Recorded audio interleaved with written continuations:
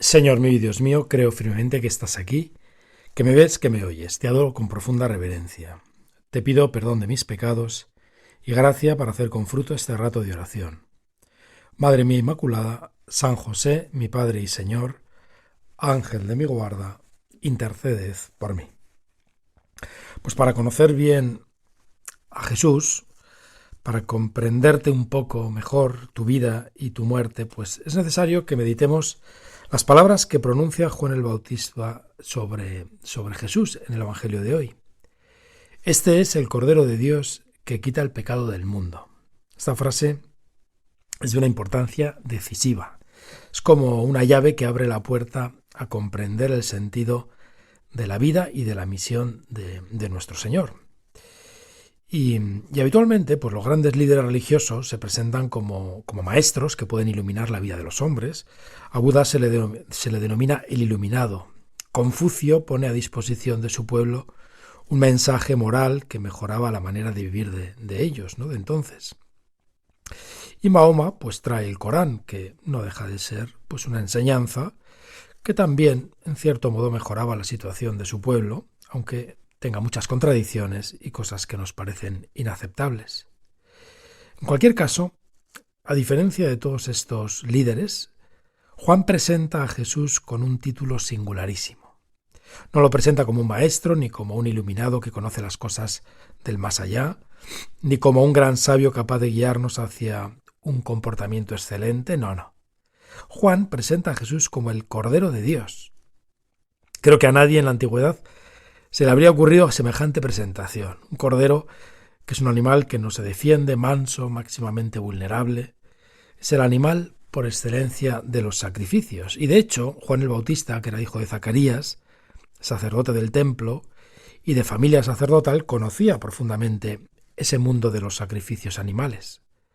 En el templo de Jerusalén, los sacrificios de corderos se realizaban como expiación por el pecado. Era como un sacrificio de sustitución. La persona que ofrecía el animal lo debía hacer pensando que en realidad lo que le estaba ocurriendo a ese cordero debería por derecho pasarle a ella misma, como consecuencia de sus pecados, ¿no? El cordero sustituía a la persona. Pero los miles de corderos que se sacrificaban cada año en el templo no lograban ese objetivo, desde luego. Esos animales sacrificados expresaban más un deseo que una realidad. Ningún animal sacrificado podía restaurar el mal hecho por el pecado de los hombres, y ningún cordero sacrificado podía realmente quitar el pecado del mundo, aunque esos sacrificios de Israel sí que expresaban ese deseo. Y lo que anuncia Juan el Bautista en el Evangelio de hoy es precisamente el cumplimiento de ese deseo. Se dirige a ti, Jesús, como el Cordero de Dios que sí que quitas el pecado del mundo, de una vez por todas. Porque ese Cordero sí es uno de nosotros, sí es un hombre, y es además Dios mismo. Es decir, el que ha sido ofendido por los pecados, quiere pagar por ellos, sufrir sus consecuencias, implorando al mismo tiempo el perdón de quienes los han cometido. Para un judío hablar de Cordero sacrificado es hablar pues casi de toda la historia de la salvación. Nos podemos remontar incluso hasta Caín y Abel, los hijos de Adán y Eva. Abel es un ganadero de ganado menor, podríamos pensar que es como un pastor de ovejas, y como Abel es generoso, ofrece a Dios los primogénitos de su ganado, los primeros corderos. Caín es agricultor y ofrece algunos frutos de su cosecha, pero quizá no los mejores. Y a Dios le agrada el sacrificio de Abel y no el de Caín. Y Caín, lleno de envidia, mata a su hermano. Abel se acaba identificando con el cordero que ha ofrecido a Dios. Él mismo va a recibir el daño del pecado de su hermano. Abel es la figura de Jesucristo, es la primera sangre inocente derramada por el pecado. La muerte del inocente Abel hace recapacitar a Caín, como la muerte de Jesucristo debería hacer recapacitar a todos los hombres. Y siguiendo con la historia de la salvación de Abel, podíamos trasladarnos a Isaac, el hijo de Abraham.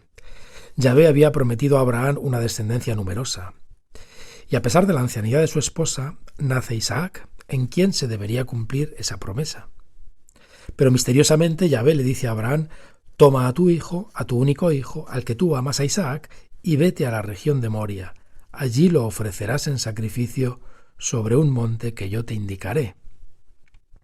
Y cuando se acercaban al lugar del sacrificio, con un cuchillo y con leña, el pobre Isaac pregunta a su padre: «Padre, ¿dónde está el cordero para el sacrificio?». Y Abraham, lleno de dolor, ante la prueba de fe más grande que podemos imaginar, responde a su hijo: «Dios proveerá el cordero para el sacrificio, hijo mío». Cuando Abraham alargó la mano para sacrificar a su hijo, el ángel del Señor detuvo su mano para que no le hiciese daño. Apareció un carnero enredado en la maleza, y Abraham sacrificó el carnero, salvando a su hijo. Abraham llamó a aquel lugar la montaña del Señor provee. Esa montaña, que es, según la tradición judía, el lugar donde está ahora mismo el templo de Jerusalén, el monte Moria, cuya cima es una roca que está actualmente cubierta por la mezquita de la roca. Bueno, pues esa promesa de que Dios proveerá el cordero para el sacrificio se cumplirá plenamente en Jesucristo, el Cordero de Dios que quita el pecado del mundo. Jesús, siendo el Hijo de Dios, como Isaac era hijo de Abraham, va a morir en lugar de Isaac, va a morir en nuestro lugar, implorando el perdón de nuestros pecados. Y cuando el pueblo de Israel es liberado de la esclavitud de Egipto, Dios da instrucciones a Moisés para que esa noche celebren la cena pascual. En esa cena cada familia sacrificará también un cordero, con cuya sangre rociarán las puertas de las casas. Pues esa sangre será la señal para que el ángel exterminador no arrebate a los primogénitos de esa familia. Y una vez más la sangre del cordero se pone en el lugar de la sangre de los hombres, protegiéndoles de la muerte. Cada año el pueblo de Israel celebrará la cena pascual recordando la liberación de la esclavitud. Y también tú, Jesús, la celebraste con tus discípulos varias veces, hasta que en la última cena desvelaste que tú eres el verdadero Cordero Pascual, que quita el pecado del mundo.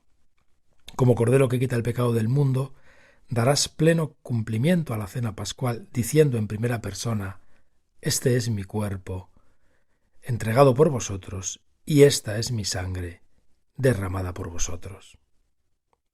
Jesús asumirá este papel mediante un acto de sustitución en la cruz. Como el Cordero de Dios proveerá para el sacrificio de Abraham, Cristo será el Cordero inmolado. Tú, Jesús, recibirás todas las terribles consecuencias del pecado sobre tu cuerpo crucificado, hasta la muerte, mientras dices: «Perdónales porque no saben lo que hacen».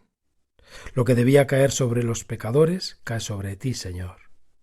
Esto lo pueden entender bien por las personas que van profundamente. A mí me recuerda a algo que mi madre me decía cuando era pequeño. Entonces yo solía tener fuertes migrañas que me hacían sufrir. Y a mi madre alguna vez se le escapaba en voz baja: «Ojalá me doliese a mí». Creo que algo parecido ocurre en tu corazón, Jesús. Tú sufres en nuestro lugar, atraes sobre ti todo el mal que causa el pecado, y entonces lo conviertes en amor. Padre, perdónales, porque no sabes lo que hacen. Te pones en nuestro lugar, como han hecho los santos, como hizo San Maximiliano Kolbe, que quiso sustituir a un padre de familia para ser él el que fuese a la cámara de gas y lo hizo por amor a este hombre y por amor a su familia.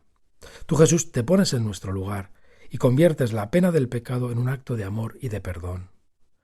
Nos cuesta a veces entender que la aparición del pecado supone una alteración tan enorme en cada uno y en toda la humanidad que no puede quedar sin reparar. Nosotros somos rescatados de nuestra cautividad mediante tu sacrificio. Como dijeron los padres de la Iglesia, Él vino para morir y ofrecer este sacrificio por nosotros. Pero además, Jesús, tú nos invitas a unirnos a ese sacrificio tuyo, con nuestros sacrificios, por el bien de toda la humanidad, por amor. De este modo, tú, Jesús, das sentido a todo sufrimiento inocente, a tantos enfermos, a tantos que sufren injusticias. Esas personas se convierten en los seguidores más cercanos al Cordero de Dios que quita el pecado del mundo. No en vano, sus apóstoles sufrieron casi todos el martirio.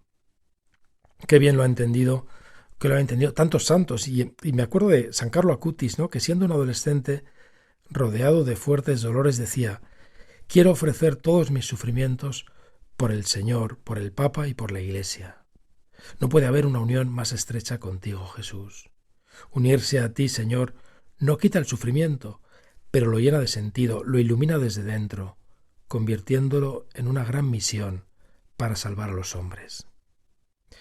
Y finalmente, en el libro del Apocalipsis, se presenta a un cordero de pie como degollado, siendo el único capaz de abrir los 7 sellos que revelan el sentido de la historia, de las Escrituras y de la vida.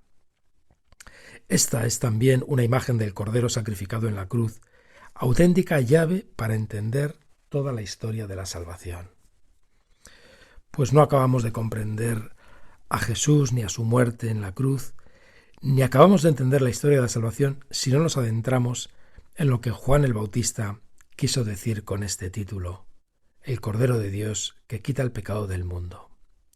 Bueno, desde luego 10 minutos son totalmente insuficientes para asomarnos al misterio de nuestra salvación, pero al menos cuando asistimos tú y yo a misa y escuchemos al sacerdote decir «Este es el Cordero de Dios que quita el pecado del mundo», pues quizá podremos pensar que esas palabras, como todas las que se pronuncian en la Eucaristía, están llenas de sentido y de amor de Dios por nosotros.